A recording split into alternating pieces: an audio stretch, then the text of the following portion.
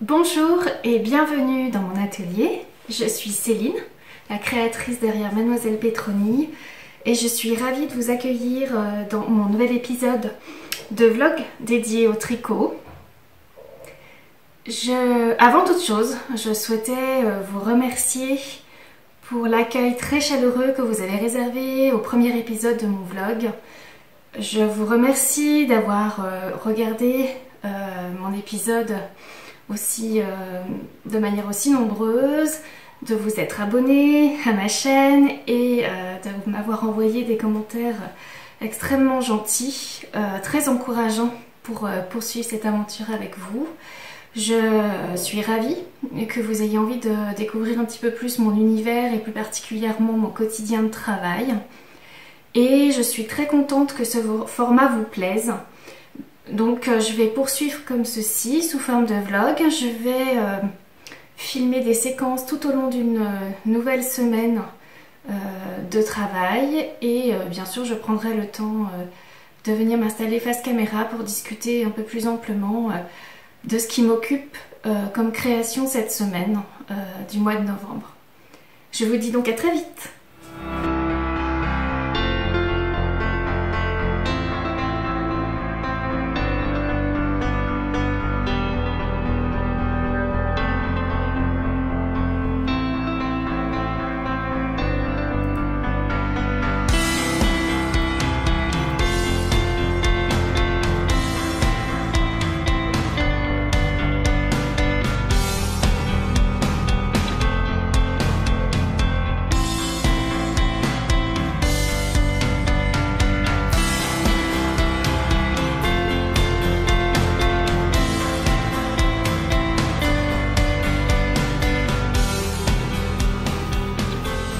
Bonjour, me revoilà dans mon atelier. Nous sommes le jeudi 14 novembre et comme promis, je vous retrouve pour vous parler un peu plus précisément de ce qui m'occupe cette semaine d'un point de vue professionnel.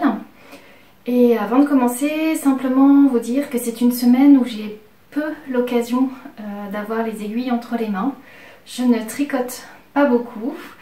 Mais ceci s'explique tout simplement parce que je vais avoir pas mal de patrons qui vont sortir prochainement. Donc je prépare ces sorties de patrons et cela me demande d'être tout simplement très présente devant mon PC. Notamment, j'ai 3 tests en cours en ce moment. Donc je travaille à répondre à mes testeuses, à échanger avec elles, à corriger au fur et à mesure, à mettre en page. Normal, un travail de designer classique. Et je procède également à la traduction de mes patrons, puisque comme je ne suis pas du tout bilingue, je parle très peu anglais, en fait je me débrouille on va dire, mais je ne suis pas capable de gérer des tests en anglais. Donc quand le patron en français est validé, et simplement je passe à la traduction de ce patron. Et je me fais aider dans cette traduction puisque Laura, une amie qui elle est totalement bilingue, me relit et me corrige mes dernières coquilles et mauvaises expressions franglaises. Voilà, donc peut-être je vais profiter de cette occasion aussi de faire une petite parenthèse concernant les tests. Si vous souhaitez venir rejoindre l'équipe des testeuses de Mademoiselle Petroni, c'est tout à fait possible. Je suis toujours à l'écoute des candidatures de testeuses, je vous accueille avec grand plaisir. Il suffit simplement de m'envoyer un email, je vous laisserai l'adresse de l'email en bas dans les infos et me dire en fait que vous êtes intéressé par participer à des tests. Moi je vous inclus dans ma liste et je vous envoie une newsletter qui est dédiée aux appels aux tests. Donc vous allez recevoir les appels aux tests au fur et à mesure qu'ils sont publiés et libre à vous de répondre pour participer. Et c'est très simple en fait, moi je prends les premières personnes qui me répondent voilà, dans l'équipe des tests. Donc surtout n'hésitez pas, on a toujours besoin de testeuses, c'est parfois même un peu difficile sur certaines tailles, donc n'hésitez pas à vous présenter, en envoyer un petit mail. Je vais reprendre mes notes pour être sûre de ne rien oublier et d'être un peu efficace. Donc, Je passe du temps devant les ordinateurs parce que je prépare donc la sortie d'un prochain patron en collaboration avec Cindy de mon Ship Shop. Ce modèle sera proposé en exclusivité pendant un mois dans sa boutique dans le cadre d'un kit qu'elle vous proposera. Et je vais vous parler un peu plus précisément de ce modèle. Il s'agit d'un modèle de pull. Il s'appelle Lana, vous allez voir pourquoi il y a une raison particulière. C'est un pull que j'ai voulu, un pull d'hiver, un peu chaud, c'est pourquoi il est tricoté dans une laine un peu épaisse, c'est de la Aran. Et il s'agit de la qualité Mon Ship Shop douillette. Donc voilà la bête, voilà le pull. Il s'agit d'un modèle qui m'a été inspiré par une photographie d'une actrice des années 1940, Lana Turner, qui, voilà, j'ai vu une photographie où elle était au sport d'hiver sur les skis et même si ça ne ressemble pas du tout au pull qu'elle porte, il y avait quelque chose qui évoquait en moi une envie de faire un pull un peu rétro. C'est un univers que j'aime beaucoup, hein, plonger un petit peu dans la mode du début des années 20. Et j'ai eu envie de faire un pull qu'on aurait l'occasion de porter tout aussi bien en sport d'hiver qu'en milieu citadin. Quelque chose d'assez élégant et qu'on puisse un peu décliner sous plusieurs formes. C'est un modèle qui se tricote en top-down, donc du haut vers le bas. Il a une construction assez classique puisque on va commencer par faire un montage provisoire. J'aime bien faire moi les montages provisoires parce que ça permet après, vous allez voir, de choisir le col qu'on veut monter ensuite. C'est une construction manche raglan toute simple, voilà.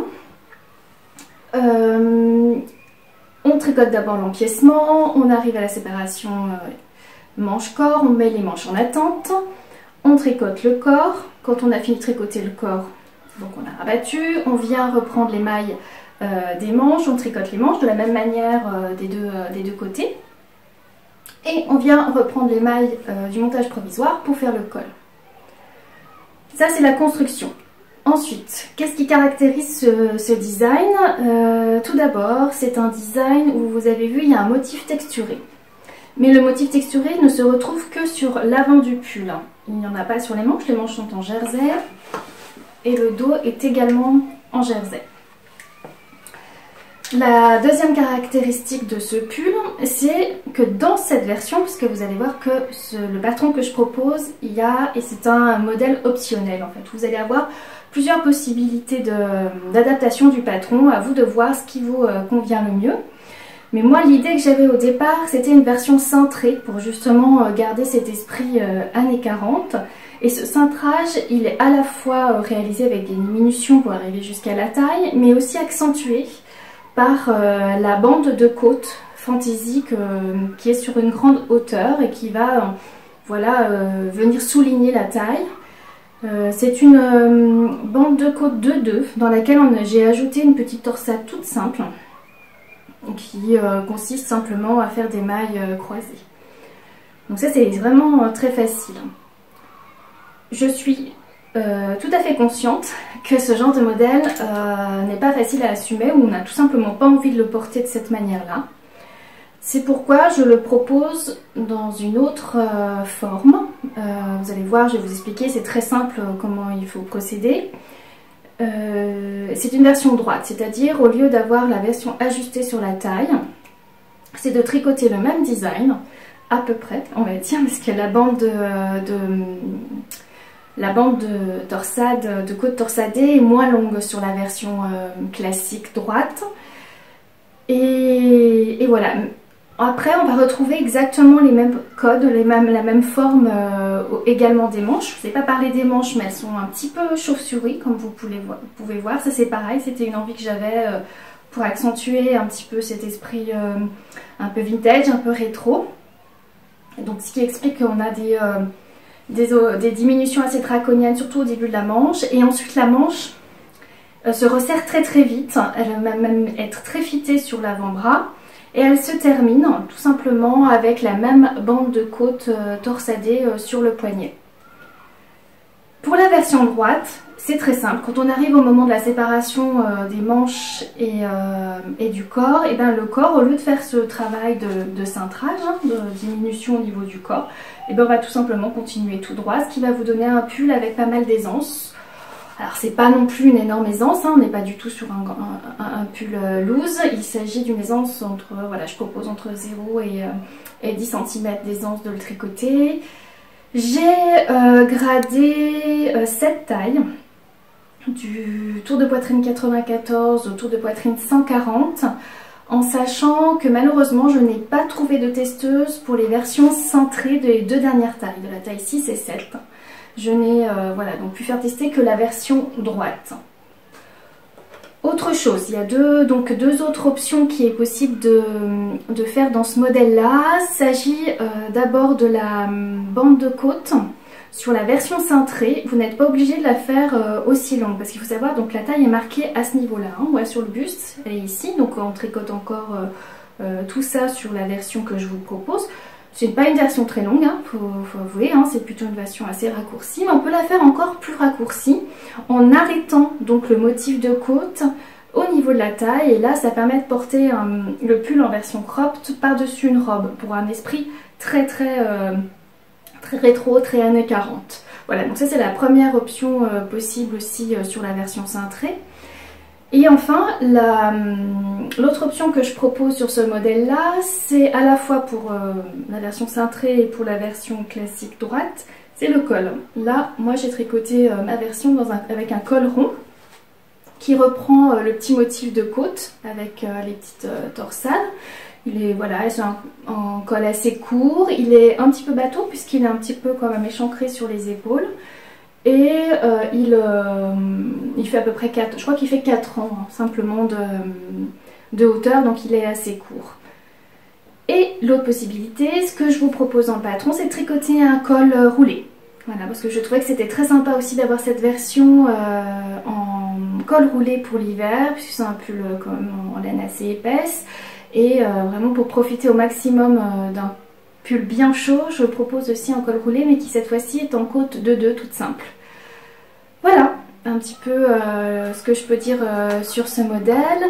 Donc il est tricoté là dans la même laine que Cindy vous proposera dans ses kits, c'est-à-dire en douillette, qui est une qualité en mérinos non superwash, non traité. Et c'est une épaisseur à rang. Moi dans le patron je propose de le tricoter en aiguille 5 pour un échantillon de 18 mailles sur 24 ans. Voilà. Si tout se passe bien, les kits et le modèle donc, sera disponible sur l'e-shop de Cindy à partir du 25 novembre si je ne me trompe pas. Voilà. Et puis vous verrez, on vous réserve une petite surprise aussi pendant la première semaine où elle mettra en vente les kits, mais j'aurai l'occasion de vous en parler à un autre moment. Voilà pour le premier modèle qui va sortir prochainement. Ensuite, comme je vous l'avais évoqué dans le premier volet du vlog, j'étais en train de travailler sur un châle que je vais présenter en avant-première à la Grande Mercerie à Paris. Donc c'est un événement dont l'entrée est libre, qui aura lieu fin novembre. Je ne dis pas de bêtises, je vais reprendre les notes pour pas me tromper dans les dates. Donc ça sera du mercredi 27 novembre au dimanche 1er décembre.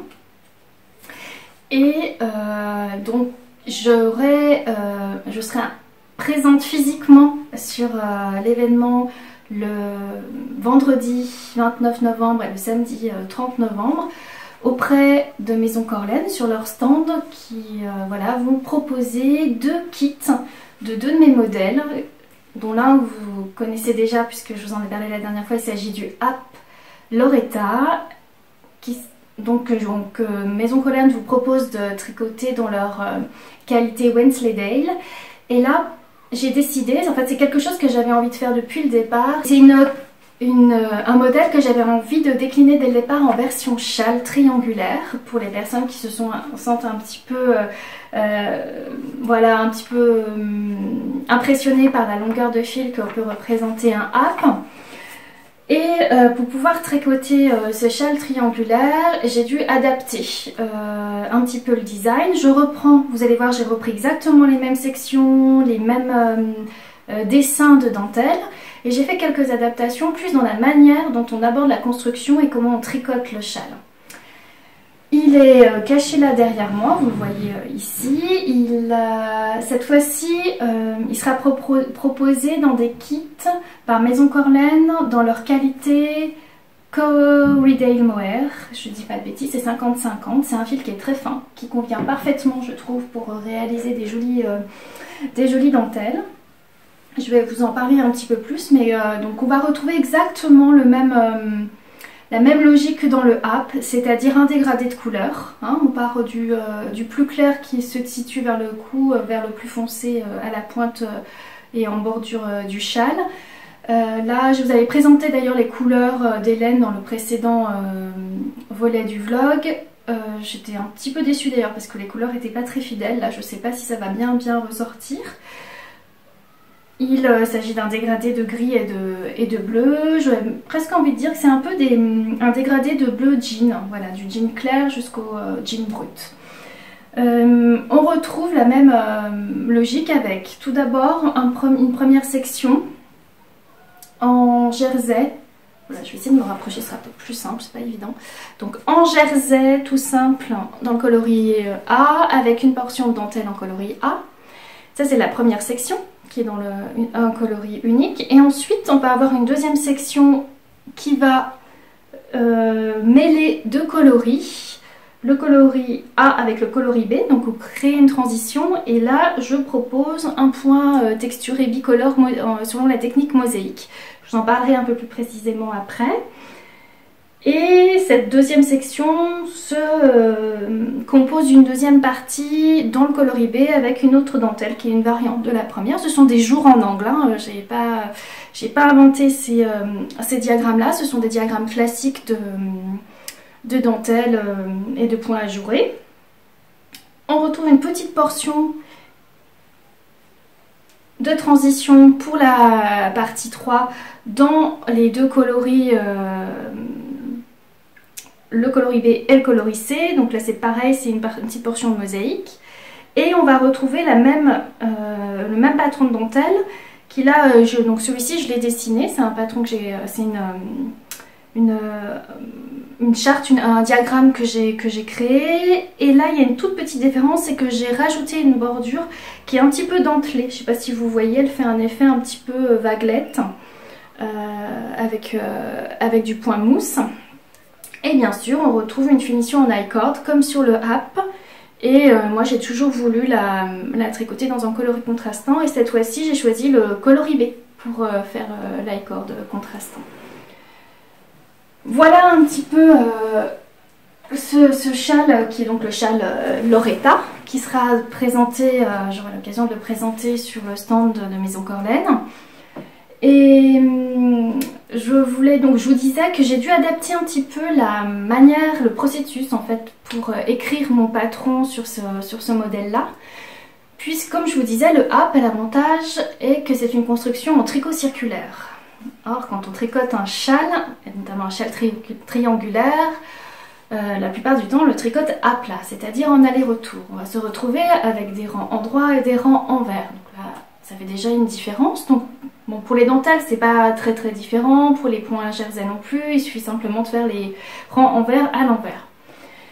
Ensuite, j'ai modifié un petit peu l'arête centrale que je voulais un peu plus présente sur la version, voilà, la version triangulaire. Et puis bien sûr, on a une bordure au point mousse tout du long du châle, puisqu'il s'agit d'une construction à partir d'un garde-table. Mais là où ça m'a demandé le plus d'adaptation, c'est au niveau du point texturé bicolore en technique mosaïque. Car il faut savoir que la mosaïque c'est un peu particulier. Normalement, pour faciliter la tâche, on tricote de la mosaïque sur des rayures de 2. Et on change de couleur tous les 2 rangs. Je vous expliquerai ça un peu plus après. Et j'ai fait une vidéo sur YouTube qui explique justement comment on peut tricoter à plat ce point-là, puisqu'il se construit sur des rayures une. C'est-à-dire qu'on va changer de couleur tous les rangs. Donc ça ne pose aucun problème quand on travaille en circulaire, mais quand on travaille à plat, ça demande un petit aménagement et qui est notamment simplement comme quand on tricote des échantillons circulaires ou quand on tricote de la brioche, c'est-à-dire de faire glisser le câble de nos aiguilles circulaires pour revenir au début du rang et reprendre l'autre couleur. On va tricoter tout d'abord 2 rangs endroits avec chacune des couleurs, donc on va faire un rang en couleur 1, numéro 1, un rang endroit en coloris numéro 2, puis on va faire 2 rangs sur l'envers de chaque coloris. Donc pareil, un premier rang en vert dans un coloris numéro 1 et un deuxième rang en vert dans un coloris numéro 2. Mais je vous invite vraiment à aller voir ma vidéo tuto sur YouTube concernant ce point, comme ça vous permet de bien appréhender cette adaptation de ce point tricot mosaïque qui est très facile à faire en circulaire et qui demande une petite adaptation lorsqu'on le tricote à plat. Voilà, donc je vais en profiter pour faire un petit focus très condensé, très rapide sur ce qu'est la technique du tricot mosaïque, puisque peut-être ça parle pas non plus à tout le monde. En tout cas, sachez que c'est une technique qui est vraiment très intéressante parce qu'elle est très facile. C'est une technique qui permet de créer des dessins et de travailler avec les couleurs comme au jacquard, sauf que ce n'est pas du jacquard, puisqu'on n'est pas nécessaire de devoir changer de couleur sur un même rang. Pas du tout même. On va jamais changer de couleur sur le même rang, on va toujours tricoter le même rang de la même couleur. Et le dessin va se construire par une astuce de maille glissée. La base, en fait, pour tricoter la technique en mosaïque et des motifs de dessin en mosaïque, c'est de partir de rayures bicolores. Parce qu'en effet, la mosaïque, le plus simple, c'est quand même de la tricoter avec 2 couleurs. C'est là d'ailleurs qu'on rencontre les patrons, les dessins les plus courants. Donc on va tricoter 2 premiers rangs dans une couleur et 2 autres rangs dans une autre couleur. Un rang endroit dans une couleur, un rang vert dans la même couleur et ainsi de suite. Des rayures, tout qu'on change tous les 2 rangs.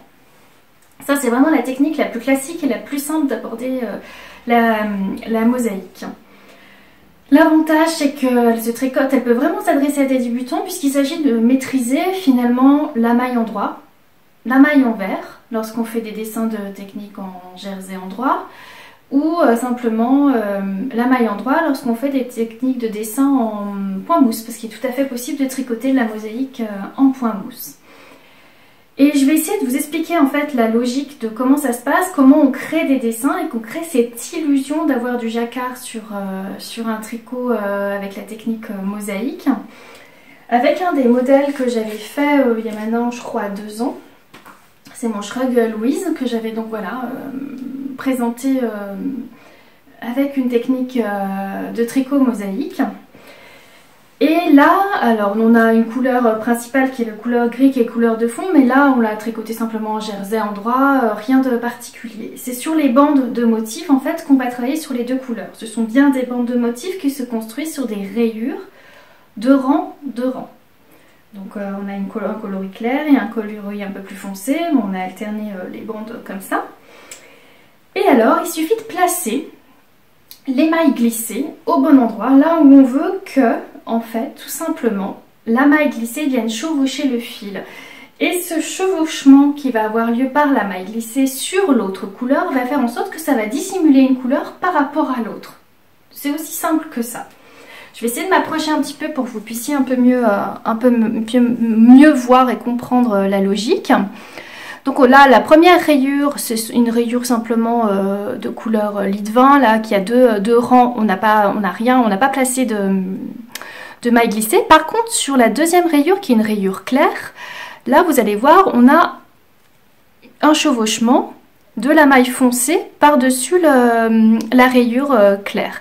Simplement, on a fait glisser la maille sur ces 2 rangs là, c'est-à-dire on va glisser sur une maille sur un rang droit et on va glisser la même maille sur le rang vert et ainsi de suite. C'est aussi simple que ça. Voilà comment on peut vraiment s'amuser à jouer avec les motifs et les couleurs avec cette technique là. Je vais juste pour illustrer un petit peu à quoi ressemblent les diagrammes des des techniques mosaïques. Je vais vous montrer deux exemples dans deux livres.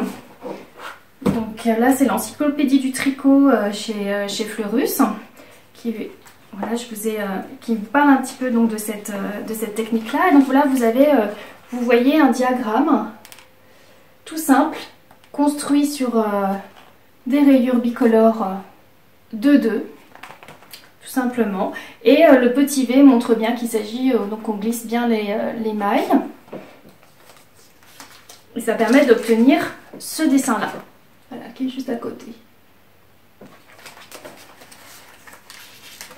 Et là, j'ai également un autre exemple dans le livre du Vogue Knitting en anglais, qui montre également, qui explique très très bien d'ailleurs cette technique, si vous voulez en savoir un petit peu plus. Et voilà, là on a à nouveau une charte, je ne sais pas si on va bien voir, je vais essayer de m'approcher. Et donc là, voilà, on a la charte ici. Donc là, c'est pas précisé qu'il y a les mailles glissées, mais on va comprendre, c'est celle qui se relève à chaque fois, qui remonte d'un rang sur l'autre. Et voilà ce qu'on peut obtenir. Donc là, il s'agit d'une mosaïque sur un point de jersey endroit. Et là, sur un point mousse. Voilà un petit peu la différence qu'on peut. On peut mêler les deux aussi, hein, c'est-à-dire qu'on peut créer aussi des dessins en mêlant à la fois des techniques de jersey endroit et de point mousse. C'est vraiment une technique passionnante. J'avoue que c'est vraiment très ludique. On peut soi-même créer d'ailleurs ses propres diagrammes. Je vais pas vous en parler plus en détail aujourd'hui, ça mériterait d'en faire un vrai gros tutoriel. Je pense que je vais proposer des ateliers sur cette technique-là en présentiel afin de rentrer un petit peu plus en détail et notamment essayer de voir comment on peut soi-même créer ses propres dessins et ses propres diagrammes de tricot mosaïque. En tout cas, c'est une technique que j'ai expérimentée ici. Là, c'est très facile parce que c'est une maille endroit, une maille glissée. Donc, on glisse la maille de manière alternée, toutes les deux mailles. Donc là, vraiment, c'est très facile, mais c'est un effet très sympa. Là, je l'ai plus utilisé dans une logique de créer un fondu, un dégradé, plutôt que de vouloir vraiment mettre en avant un motif ou une forme. Je crois que je vais terminer ce moment partagé avec vous sur un petit peu les focus du travail que je fais cette semaine. Et j'espère pour certaines vous retrouver lors de l'événement La Grande Mercerie à Paris, qui aura lieu donc à la Galerie Joseph dans le 3e arrondissement de Paris, rue des Minimes. Donc j'espère pouvoir vous y retrouver. J'y serai le vendredi et le samedi. Ça sera un grand plaisir pour moi de discuter avec vous de ces modèles de Loretta et d'autres modèles ou d'autres choses bien entendu avec beaucoup d'envie et de partage. Et sinon, je vous dis au mois prochain, au mois de décembre pour l'épisode numéro 3, le prochain épisode de ce vlog. Encore un grand merci pour avoir montré autant d'intérêt à regarder ce vlog. Je suis très contente que ce format vous plaise. J'espère que je vais arriver à le maintenir comme ça. Et que n'hésitez pas en tout cas à me laisser des commentaires sous la vidéo pour me dire un petit peu ce que vous aimeriez que j'aborde lors de ces vlogs, si vous avez des questions. Je sais qu'il y a quelqu'un qui m'a demandé si je pouvais faire un petit peu un tour de mon atelier pour présenter un petit peu l'environnement dans lequel je travaille. Donc je pense que ça sera en effet une occasion lors d'un vlog de faire un petit peu un studio tour, comme on dit, voir un petit peu comment j'ai organisé mon atelier pour travailler à temps plein et de manière vraiment quotidienne. Voilà, n'hésitez pas à vous abonner si vous ne l'êtes pas encore, à mettre un petit pouce en haut, ça fait toujours plaisir. Et je vous dis à très vite. Merci beaucoup.